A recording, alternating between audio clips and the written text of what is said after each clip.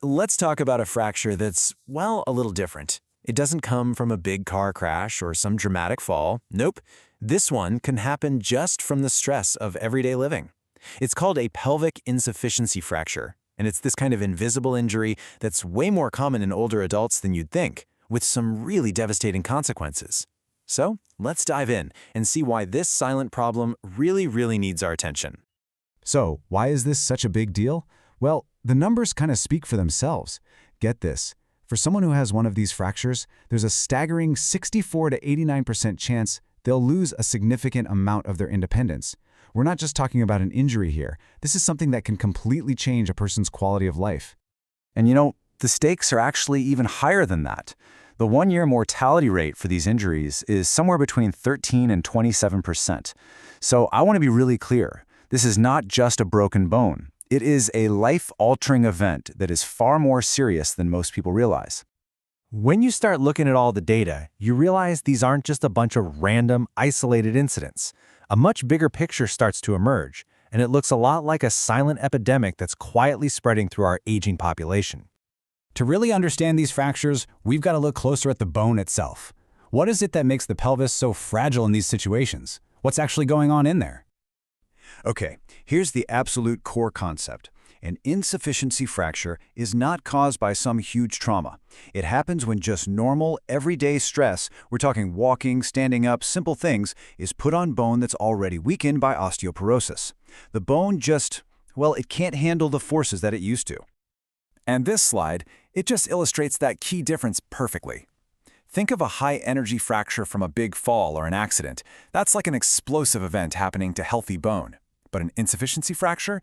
It's much more like a slow, quiet collapse of the bone structure, kind of buckling under its own weight.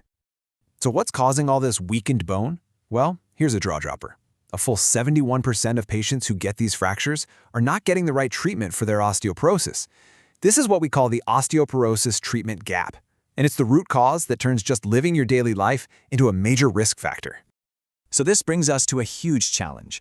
How do you even find the fracture in the first place? Honestly, diagnosing these can be like a medical detective story because the culprit, the fracture, is so often hidden from plain sight. And here's hurdle number one. A standard X-ray, which is the go-to tool for most broken bones, has a really low sensitivity for these particular injuries, sometimes as low as 15%.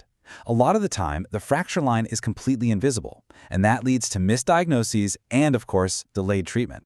But, and this is a big but, we have way better tools. This chart shows the path to getting it right. While X-rays really struggle, a CT scan gets us up to 94% sensitivity. And the gold standard? That's an MRI. It can spot these fractures with 99% sensitivity, leaving almost zero room for error. All right, so once we finally have a diagnosis, what's next? Well, the road to recovery isn't a one-size-fits-all kind of thing. The right path depends completely on how stable or unstable that fracture actually is. This is basically the roadmap that doctors use. It's called the FFP, or Fragility Fractures of the Pelvis Classification System. It helps surgeons sort the fracture into categories based on its location and stability, and that's what tells them whether to go with conservative care or head to surgeon. Now, this is a really crucial point. A so-called stable fracture can be pretty deceptive. It turns out that around 18% of fractures that are initially treated conservatively will actually get worse. They'll become more unstable over time. And that's exactly why close monitoring is so important, because waiting too long can lead to a much more severe injury that needs a more complicated surgery. Okay, so once we know a fracture is unstable, what are the options? Let's put a spotlight on one really innovative, minimally invasive procedure for fractures in the sacrum. That's the big bone at the back of the pelvis. It's called sacroplasty. So yeah, what is sacroplasty exactly? How does this procedure actually work to provide that relief and stability we're talking about? The best way to think about it is like an internal cast for the bone. Surgeons inject this special bone cement right into the fracture lines. That cement then hardens and it stabilizes the fragile bone from the inside out. And that provides immediate stability and, for the patient, really significant pain relief. And this isn't just some blind injection. It's super precise. Surgeons use image-guided techniques to carefully navigate right to the fracture site. By using different angles and approaches, they can make sure that bone cement fills up the whole fracture gap, giving the best stabilization possible. But does it work? Oh yeah, absolutely. One study found that patients' own reported pain scores on a scale of 1 to 10 plummeted from an average of 9.2 before the procedure to just 1.9 within a month. I mean, that is a life-changing reduction in pain. But you know, just fixing the fracture is only one part of the story. To really, truly tackle this issue, we have to zoom out and look at the bigger picture.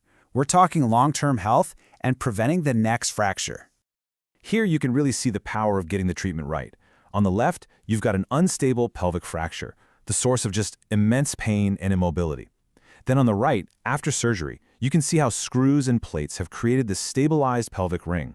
This doesn't just relieve pain, it brings back the structural integrity someone needs to walk and move around on their own again.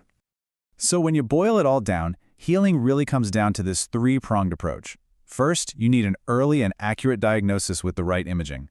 Then, you need a surgical treatment that's tailored to that specific fracture's stability. And, this is the part we can't forget, it has to include preventing the next fracture by actively managing the underlying osteoporosis. Which brings us right back around to our final and most crucial question.